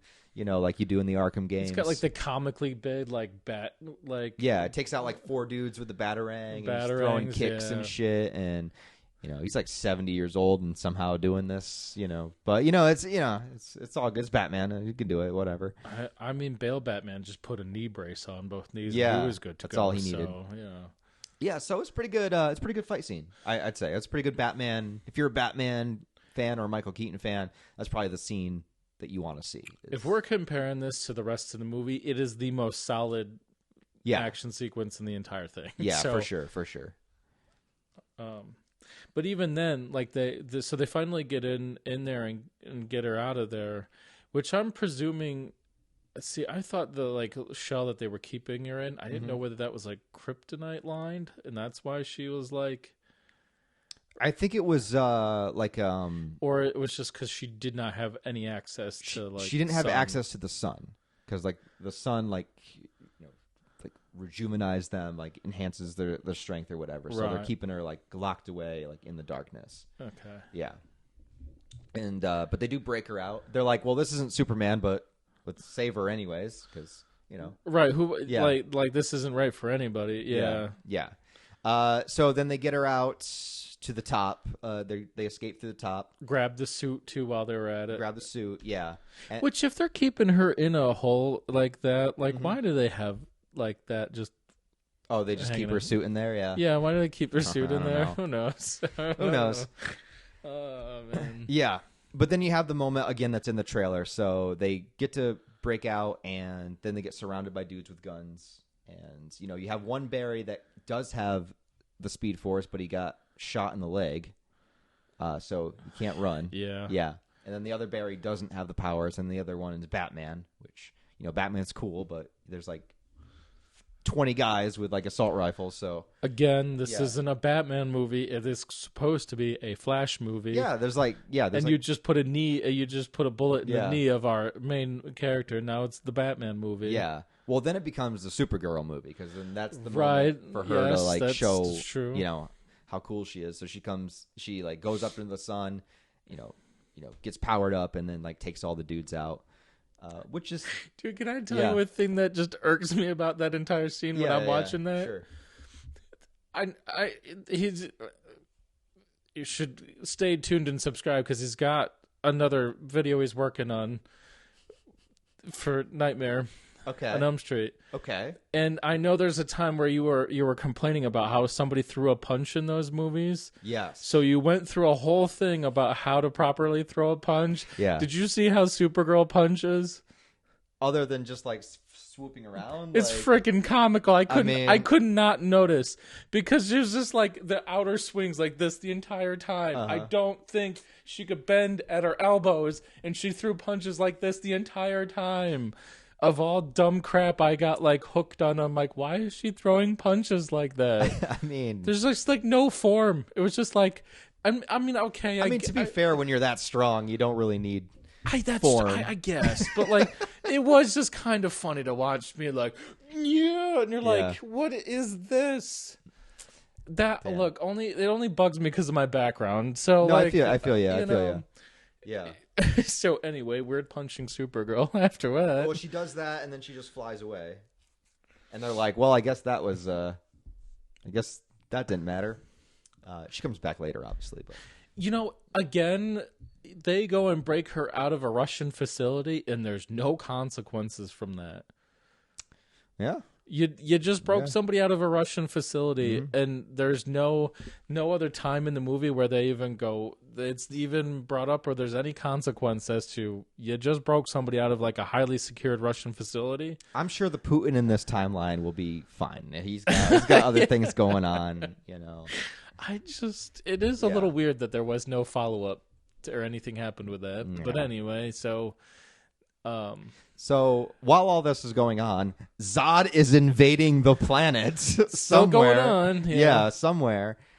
So then, now, finally, after all this, that's when Barry decides that I got to get my powers back. After all of that, like, that wasn't the first thing you think you should do, especially when you're going to go try to break someone out of like this crazy facility and you have one 70-year-old man in a bat suit and then another like 18-year-old who just got powers yesterday. Like, you don't think that it might be useful for you to have your powers first before you do this? Why wasn't that his first thought when he realizes he doesn't happen? Why isn't that his first thought? His first thought is to find Batman and do all this other stuff. You're right. Why wasn't that his first thought? This is the Flash movie. Why wasn't the Flash's first thought after he lost his powers? Why wasn't it, I needed to get it back? At least before they're about to go do some like potentially like dangerous, might get shot in the face kind of, mission. Right. You're going to go just yourself. He's not even wearing like a bulletproof vest. He's he's got nothing. He's wearing street clothes. Goodness. That's right. Yeah. He's just nothing. What the heck? He didn't even give him a bat suit to put on.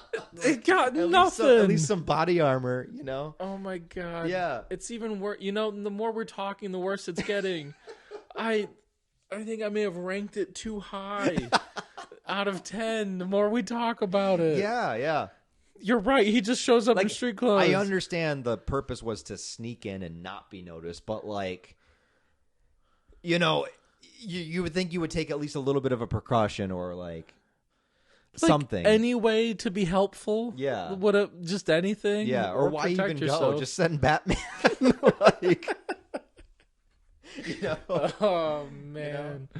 Yeah. I mean, if his whole goal was to get his power, his powers back, then we wouldn't have had to deal with, it wouldn't have given us such lovely scenes between him and himself, who's just younger, and having to teach him everything. Yeah. And again, think about how much has happened in this movie, and we haven't had any Flash super speed scenes or set pieces. Right, we have not seen. They had the one in the beginning with the babies, and that's it. And him running really fast to go backwards. That's about all we've had. Yeah. But yeah, you're right. We've not had a fight sequence or a fight scene. I think that's our first one, and it's not even much of anything because we have, Barry 2, who doesn't know what he's doing. He doesn't do anything, yeah. Doesn't know what he's doing. Yeah.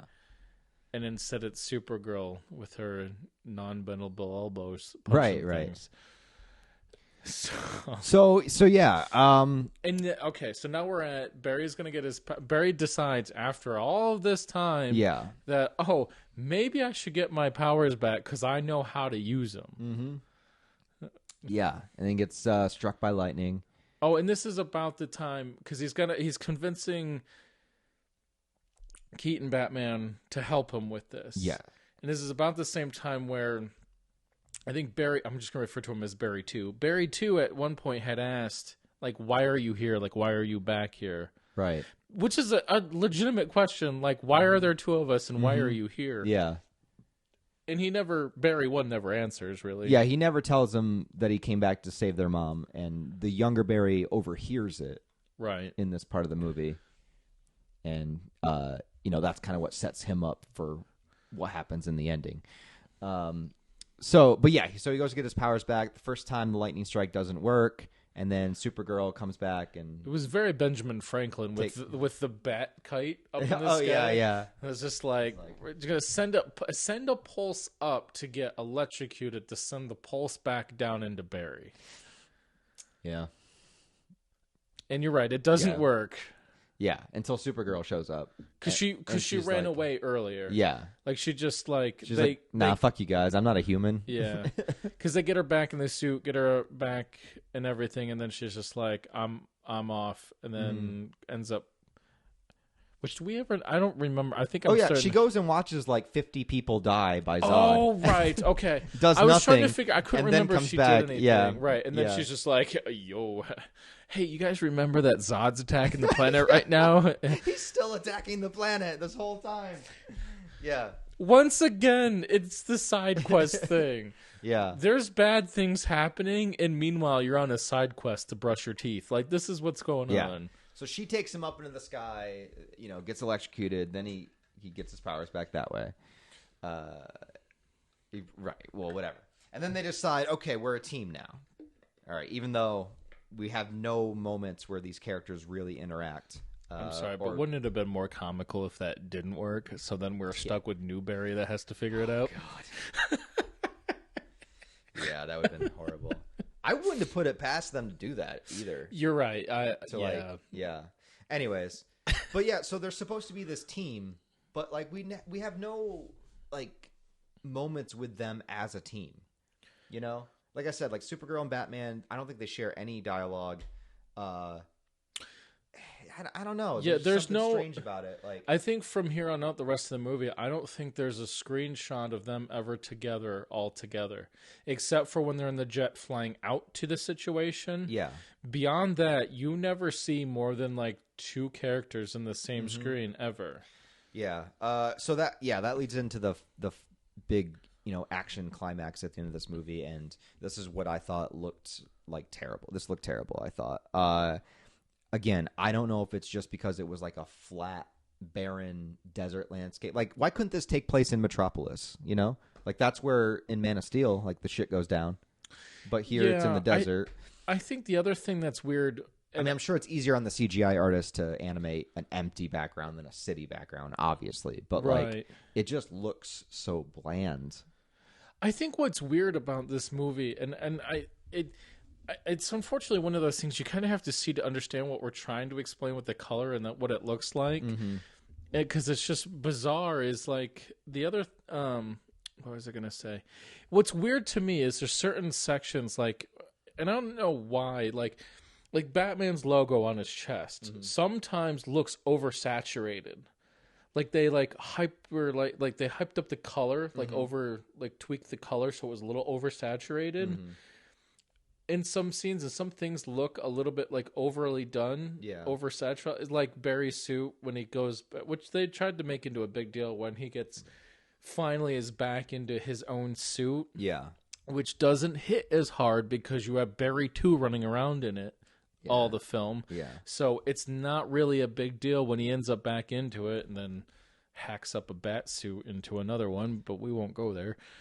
Yeah. So the other Barry takes a bat suit and spray paints it red and makes it look like a Flash suit, which then gets into the whole like he's got to dissipate the energy thing off, which all of a sudden becomes a big thing at the end. But yeah, it's weird. I know what you're like. I've seen it, so I know what you're talking about. But it's like really hard to explain. Like it is kind of hard to explain. What the color? It was just so weird in the movie. It looks like you said, like plastic or like clay or something. Like it just there's something about it that's not right, and there's nothing visually interesting to look at because it's a flat desert landscape, and like all the characters they're fighting are like nameless, like they're all just wearing suits and covering their faces, so it's just empty. Like the Flash doesn't fight anybody. Like I understand. Okay, obviously Zod is going to be more powerful than the Flash. I get it, but they still could have fought. And obviously I get it. Supergirl fights Zod. Okay. But even they don't even really have much of a fight. And also, let's talk about Zod. All right. Sorry. I'm getting like, I'm going to rant now. I think the other thing, because I know the Zod rant's coming, and I'm going to get out of your way for that one. I think the other problem during that whole last scene is you have a whole bunch of military personnel that are all wearing out in the middle of a desert, like black gear, like dark colored gear. And then you have Zod and those guys all wearing dark colored gear. So there's nothing to differentiate on the battlefield who's who and what's what. In that fight, the entire time, there's never like there's this moment of like we're on this side and you're on that side. I get that that's not how things work, but when you're trying to give me enough visual information so that I can follow on the screen what's happening, I'm gonna need you to line them up one on one side versus the other, and to some extent try to keep that. Yeah, and they don't. And it's a mess. No, I can definitely see that and agree with that. And again, going back to the Flash and his powers, like another reason it would have been cooler to do it in a city is because there's so many things he could interact with super speed. There's nothing interesting about like the way the Flash fights at the end of this movie, because it's just like there's like 6 dudes in a line and he just runs through the line and like takes their gun and punches them. Where if it was in a city, you could have him like running up the side of a building or getting knocked into like an office, and you could have like things like falling and exploding in slow motion while he's doing things. Like there's nothing for him to interact against, you know? Right. There's nothing to interact against. There's no environment for him. And I would also add that there's no consequence or risk fighting out in the middle of a desert. Yeah. Other than the two crew, obviously the people there, they're Like the military. the military, yes. But you don't have like this added. You don't add any intensity to the scene or anything else to the scene, having it where it is. If it is in a city, you have like, Barry's got to be comfortable with other people getting hurt. Like, if I do this, am I going to wreck this building that's got this X amount of people in there? If there are people in the way, I'm trying to run, but I got to weave through people. And they make this huge deal about the father he couldn't save in Metropolis in his timeline, because Zod shows up like right after he gets his powers and he saves the little kid and not the father. And like if you had the final fight scene in Metropolis, you could have had those characters in this timeline, and he could have like redeemed himself and saved them. He could have saved the kid in that timeline and kind of closed that emotional loop there. You're right. Yeah, that could have been a. You're right. There's so many like emotional, like how do I want to explain it? There's so many emotional loopholes that they could have closed simply by moving the fight from the desert into a city. Yeah. And you're right. It could have solved so many different things for him, but that's not what they chose to do. Yeah, could have done that. Could have had more things for him to interact with or up against. And, like super speed and just a flat landscape is just like, you just run. But like if you got to avoid buildings or like, go across a city park or a pond or like, I don't know, just like things for him to or like, again, sorry, but like the X-Men movie where the mansion's exploding. What if he's in a building and it's fucking blowing up and he's like has to bounce from like wall to wall or something, or like, manage to get out of it, or just cool shit you could do with super speed. I don't know. Anything. It's a Flash movie. Let's see the Flash do Flash shit. You mean this isn't the Superman v Batman movie when I'm confused? I just like it's crazy, man. And then we got Zod. Yeah, I'm here. I'm going to stay out of your way for this one because I know this irks you quite. Like, well, yeah. Well, the thing is, like, okay, like I don't think like Zack Snyder is like the best director in the world or anything, but like I do legitimately enjoy his Man of Steel movie. I love that movie a lot, and I think he did a great job making Zod a real character. Like he gave him a motivation. You understood him. He was menacing. He was powerful. Like they really did a good job, I think, of making him a villain in that movie. And so I didn't expect Zod to be like the prime focus of this movie or anything, but like I expected maybe like letting him be a character, but he was more of just a plot device. He was just something that was there, that was something that Barry screwed up. He was just something for Supergirl to fight for a minute in the movie. He was there just so that there would be something to be there. Yeah, and correct me if I'm wrong. He doesn't. Does Flash ever actually have any interaction or conversation with Zod? No, I don't know. Okay, no. I didn't he has think one so. moment where Supergirl flies up and he talks to her about like the Codex, the thing he was looking for, and that he intercepted the Kal-El pod and presumably killed, baby Superman. Right. That was it. But again, that's between Superman and Zod. Yeah, well, Supergirl and Zod. Yeah. I keep making... Yeah. Supergirl and Zod. Yeah. So once again, Flash movie. No Flash villain. No Flash villain. Flash doesn't even interact with the villain here, which is Zod. And the end of the movie is more of a Supergirl ending than it is a Flash ending. With like the battle scene, yeah, right. With this Kryptonians. At this point in the movie, we're in a Supergirl movie. We're not in a Flash movie. Once again, the main movie is a Supergirl movie, and we're in the side quest movie of the Flash. Yeah. So I think that is just it's just a bummer, man. Like it's a bummer to bring Zod back, to not really do anything with him other than just use him as a plot device. And then also it's a Flash movie with no Flash villain. It's a Flash movie where the Flash doesn't get to really showcase his powers that much. And just like, I don't know, takes me out of it, man. Takes me out of it.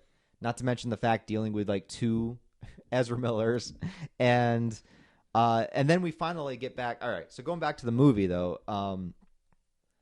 So what happens is both Batman and Supergirl die in this fight in the battle that's happening. Yep. And the younger Barry is the one that decides, I'm going to try to go back in time to fix this, right? And then the older Barry tries to follow him to stop him because it's kind of inevitable. It's like, and he does it once. He reverses time a little bit once, and then they get killed a different way. Like, he saves them, but then the battle goes on and they still die. Barry 1 kind of comes to the conclusion that this is just a point in time that we're not going to be able to stop. That Batman and Supergirl are both going to die, and there's just no stopping it. It's like a... Right. I think this is where he talks about this is one of those intersections in universes where this is what happens. Yeah, it's just an inevitability. But the younger Barry keeps trying to stop it. Right. So he just keeps going like back and back and back and back. And then it pulls it back to that creature that we saw in the beginning. And it's the revelation that like that strange thing in the timeline or the Speed Force or whatever is the younger Barry that has presumably been trying to go back and back and back and back. Like, right, which they show him progressively getting more angry. Like, hey, man, why aren't you trying to help? Yeah. And then he goes out there and he's like doing this over and over and over again. And then that's when they do the reveal of that, which... Yeah, I mean, you can look at it like thematically, like the villain is himself, right? Like he has to face like it's the same choice he made earlier, but in a more aggressive way of trying to go back and save somebody. You know, it's if I never learned from my mistakes and this is what I could have been or who I would have become. Right. But then again. Like, these are all the things that we're coming up with looking back on it. Mm-hmm. I don't think it was that deep for that. In the movie, it's very disappointing because not only did they set up something that looks like a really cool like thing, but it's all resolved within like 5 minutes. Yeah. Like you get the reveal that the creature from the beginning is Barry, and then it's defeated in like less than 5 minutes. Yeah. Yeah. Because Barry 2 jumps in front of creepy Barry who stabs him, thus ending the right. He kills himself. Kills himself. So so the real message of the movie is kill yourself. Just kill yourself. Yeah. I mean, so here's my frustration. I feel like they kept I'll call him younger Barry, but Barry 2, whatever we're calling him. Mm-hmm. They kept him very immature and naive throughout the entire movie to set up a moment at the end of the movie where he finally it clicks. He becomes like this sense of like maturity happens, and he makes a very mature choice and decides that he needs to end this, and steps in front of older Barry before he's about to get stabbed. Yeah. And takes that, and then presumably stops that loop from happening. I get that. I get that that's probably a good portion as to why they did it that way. But my thing is like, why didn't you start that process earlier? Mm-hmm. Like, when he realizes that the other older Barry is there because he was trying to save his mom, why didn't that start the, like, I need to be, like, the stakes are high. Like, this is why he came back. He's trying to save our mother. Mm-hmm. Like, why didn't it click more in younger Barry that, like, we need to be more mature about it? Like, if you would have set the seed there and having it kind of grow and him, like, make legitimate points to try to be mature, then that end makes a lot more sense when he finally makes the ultimate mature decision by stepping in front of Barry. Yeah. But it's not done that way. It's just kind of like, even in the last battle when they're learning to fight, it's still very naive and like, still just like the goofy Barry. Yeah. Goofy Barry. Mm-hmm. Yeah. And so it kind of frustrates me a little bit that they didn't set that seed longer ago. There was perfect moments to set the seed that you already did. Yeah. and they didn't do that, and that's just kind of again another one of those missed opportunity things. So. Yeah. And then we get the moment of the cameos, right? And again, and I will say this, I kind of like the idea that, you know, while he's in this Speed Force and can see all the timeline, that there's all the other universe timelines too. They're kind of like, they kind of do it, they like pulls out, and it's sort of like you're looking at like a galaxy, like a timeline is like a planet. That's kind of what it looks like.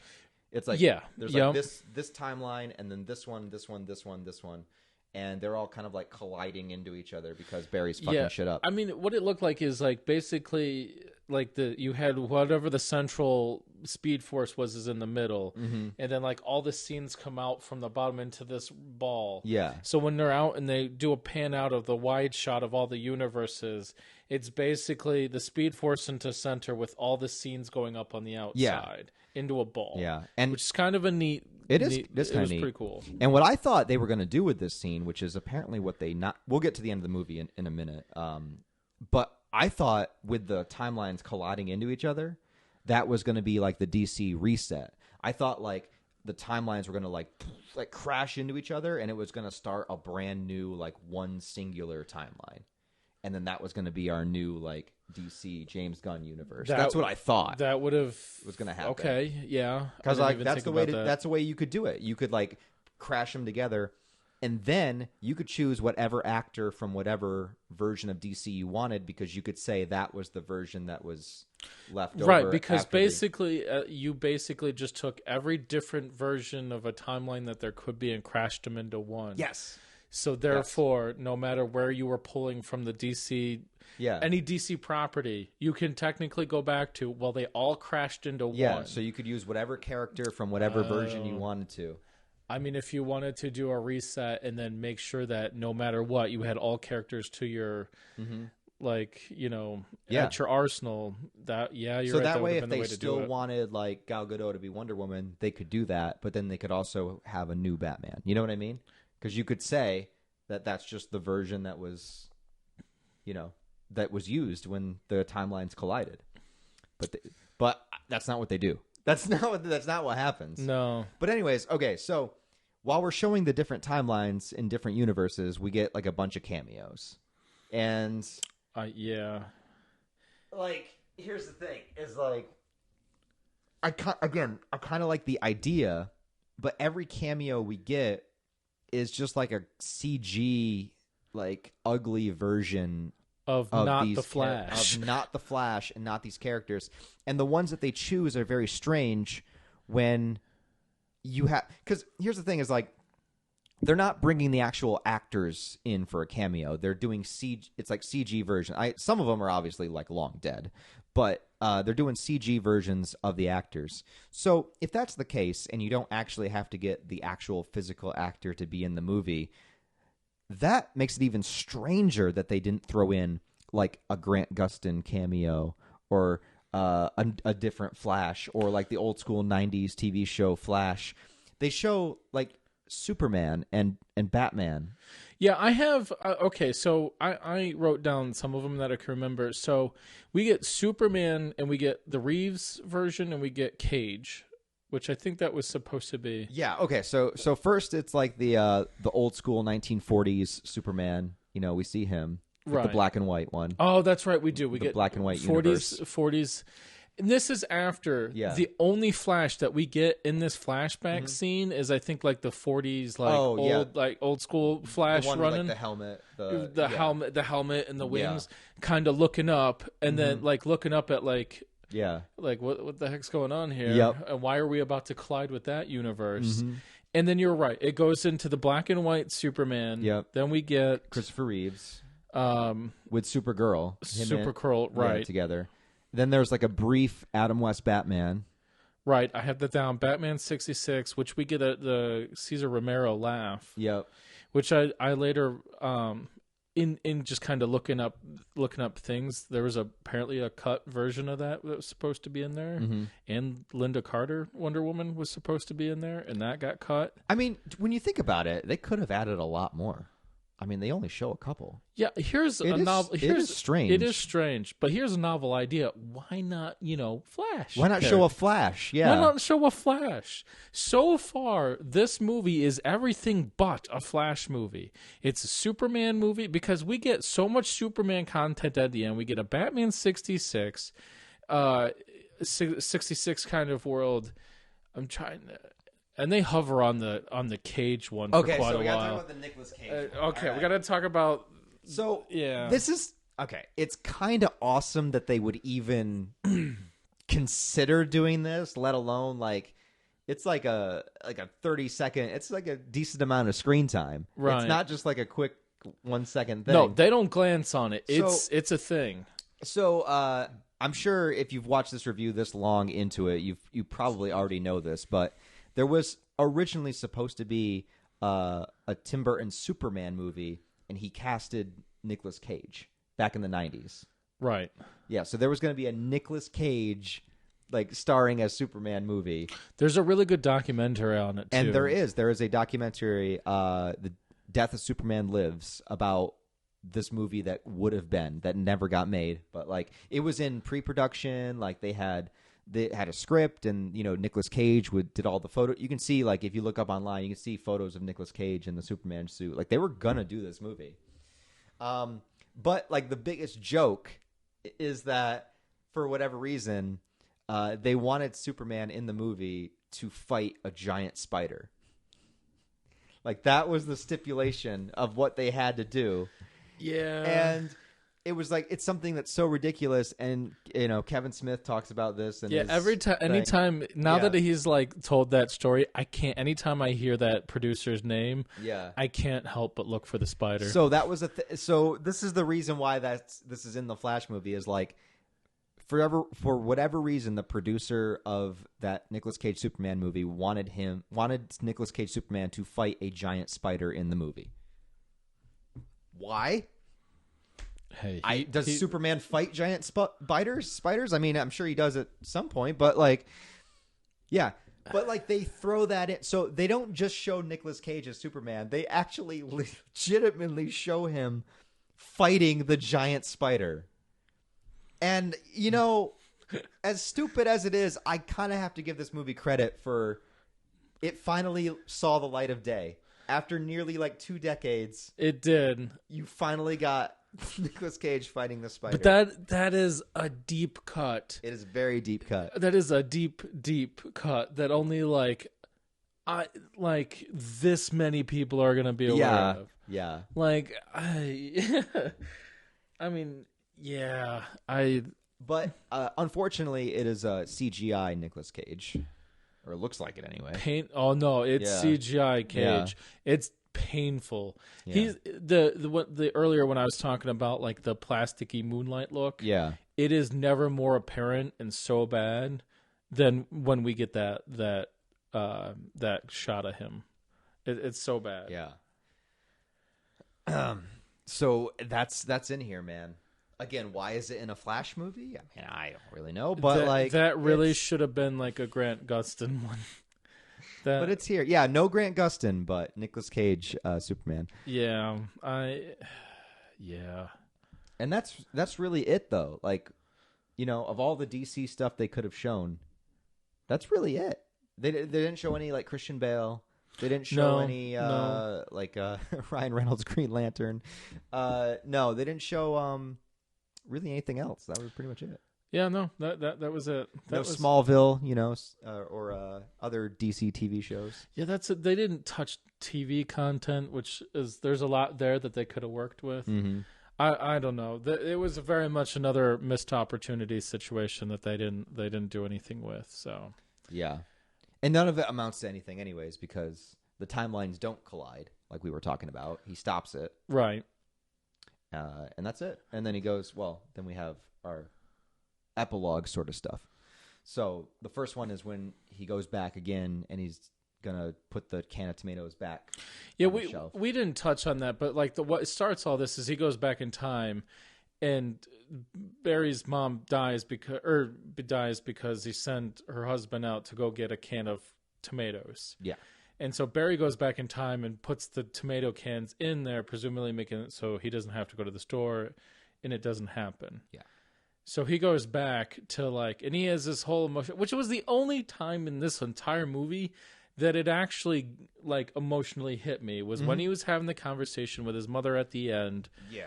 And she gives him a hug because she has no knowledge of what's actually going on. He's in the supermarket and he's just acting like a regular guy, like a customer or whatever. Right. And he makes a comment about the cereal. You know how he's like, I used to eat that when I was a kid.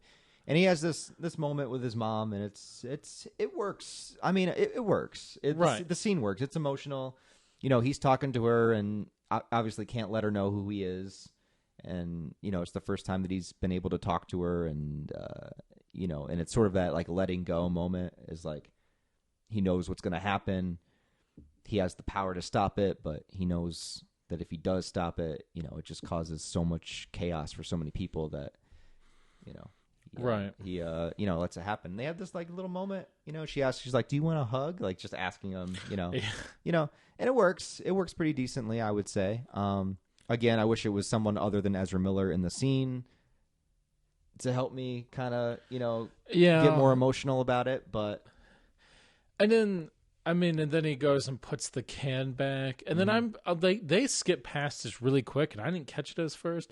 Is my understanding that he shifts the tomato cans to the top shelf so that when his dad grabs the cans, he looks up and gets shown on the camera. Right. Yeah. So that's his alibi. So he goes back and fixes the timeline, but not completely. He makes that so that it still dies, but that still, I mean, I understand it was it gets his dad out of prison, but he still changed the timeline.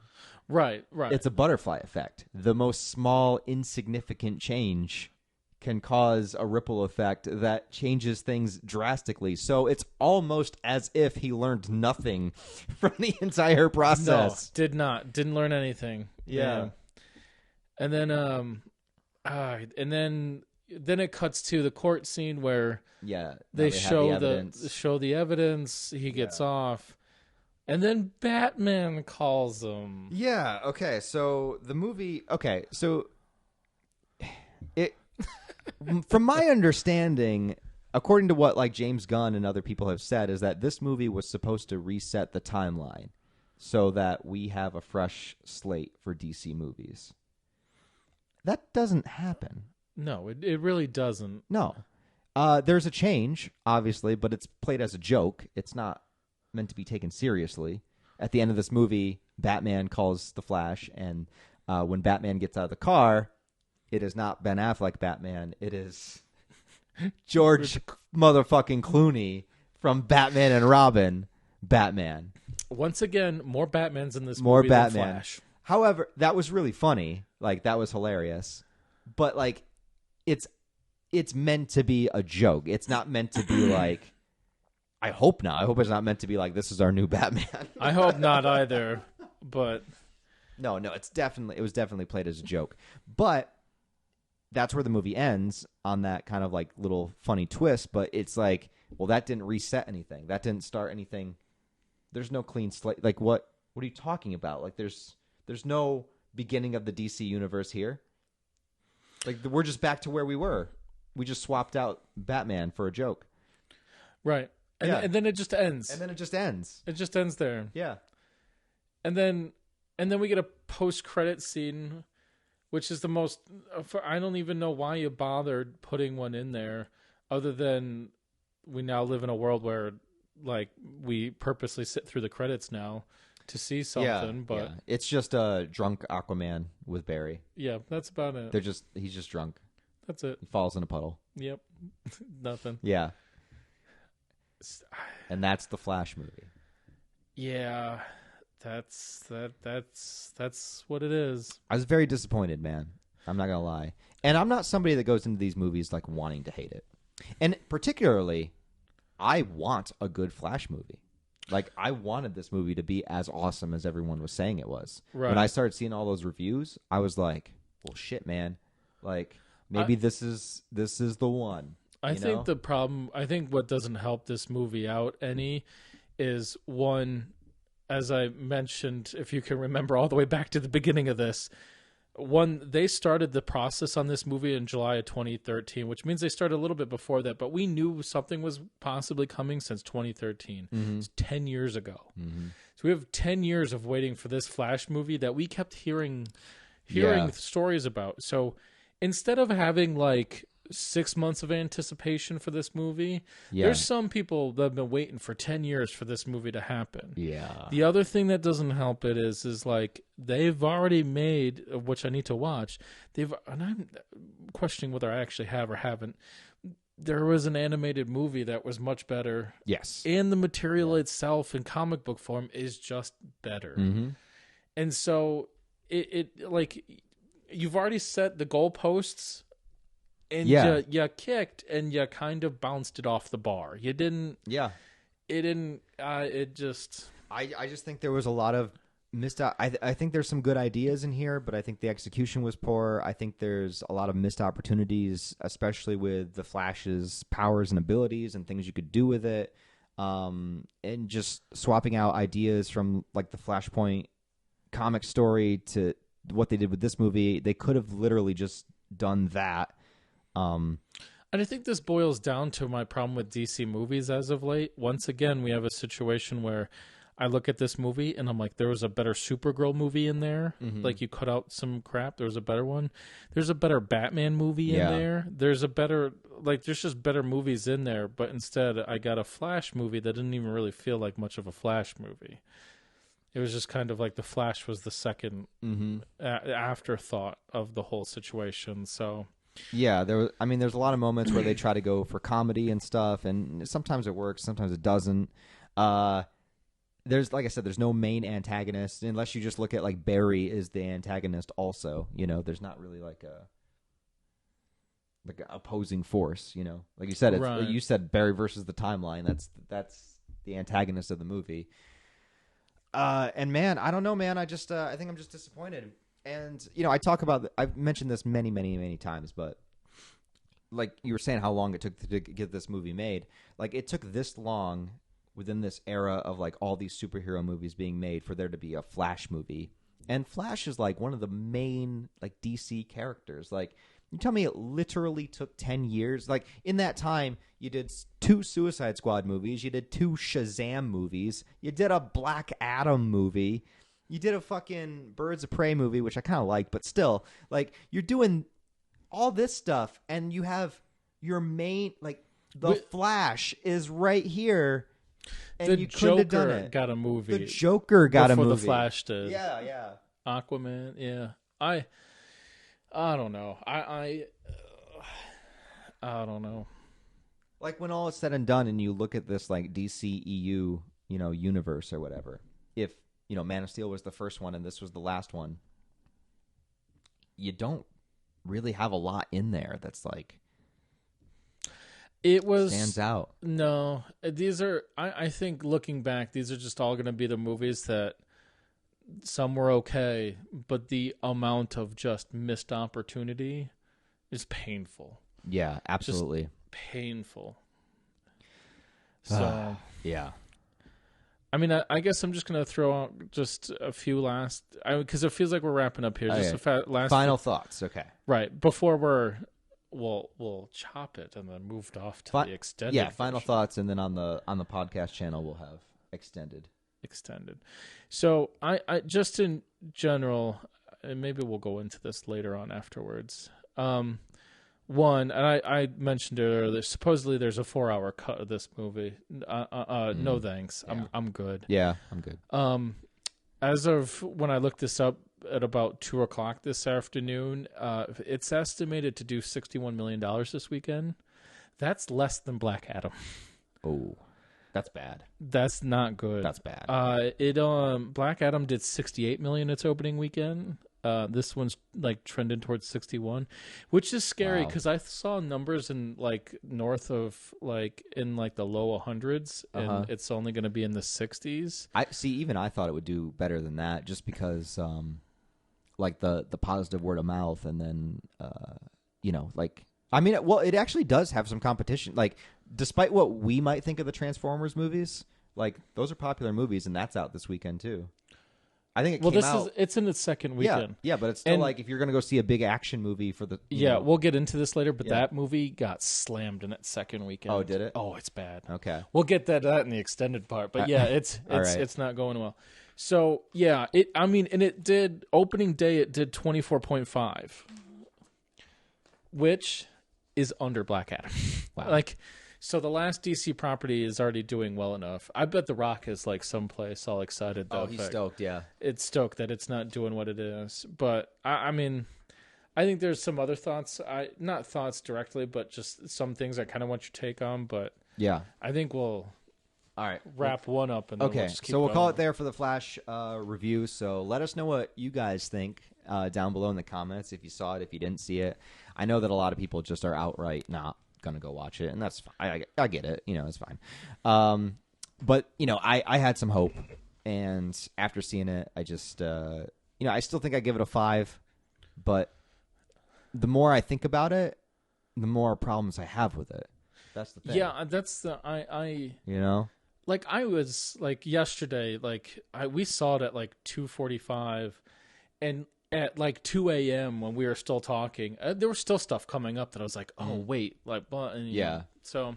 But anyways, let us know what you guys think about it down below. Like, comment, subscribe, and then I'll get the link to the podcast channel in the description of the video. Where you can watch this conversation continue. And then, we'll go in a little further detail. So.